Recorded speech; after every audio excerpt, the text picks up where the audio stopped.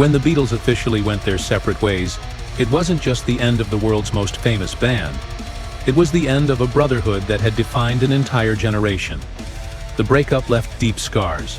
For some, it was heartbreak, loss, and betrayal. For others, it was liberation and the start of a brand new life.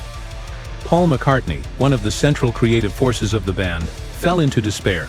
He questioned whether he even wanted to continue making music.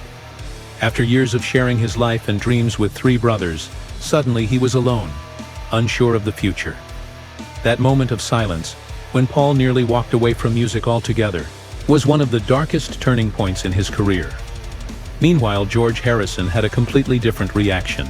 After years of being overshadowed by Lennon and McCartney, he saw the split as freedom. Cameras captured him literally racing to sign the divorce papers, as though he couldn't wait to cut the cord. Harrison had been sitting on a treasure chest of songs, brilliant pieces the band had rejected or sidelined. Now he finally had the chance to share them with the world, entirely on his own terms.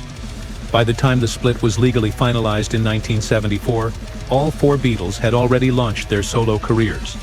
In fact, they wasted no time. By the end of 1970, every single member had released a debut album. They weren't just former bandmates anymore. They were rivals, silently watching to see who would rise highest on the charts.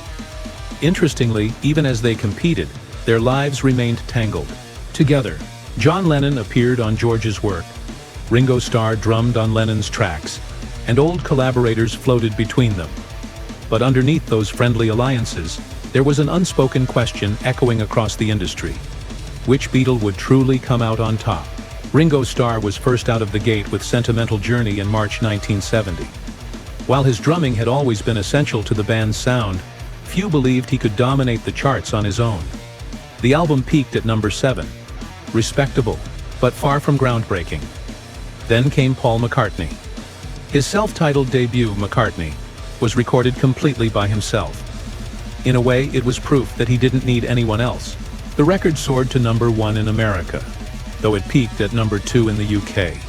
Still, Paul chose not to release any singles, which meant he wasn't really fighting in the same chart battle as the others. His victory was quiet, almost personal. John Lennon soon followed with Plastic Ono Band. It was raw, emotional, and deeply personal. Critics adored it, but commercially, it didn't dominate. The single Mother struggled to gain traction, charting low in the US, and failing to place in the UK. Lennon had poured his soul into the record, but the charts didn't reward him for it. For years, Harrison had been the Beatle in the shadows. Now he stood taller than them all. He had taken the pain of being overlooked and turned it into triumph, proving not only to his former bandmates, but to the entire world that his artistry was undeniable. In the end, the breakup of the Beatles didn't crown Paul, John, or Ringo. It was George Harrison who claimed the victory. He won the race, earned the recognition, and carved his own legacy. The Beatle who had once been called quiet had the final word, and it was loud enough to echo through music history forever.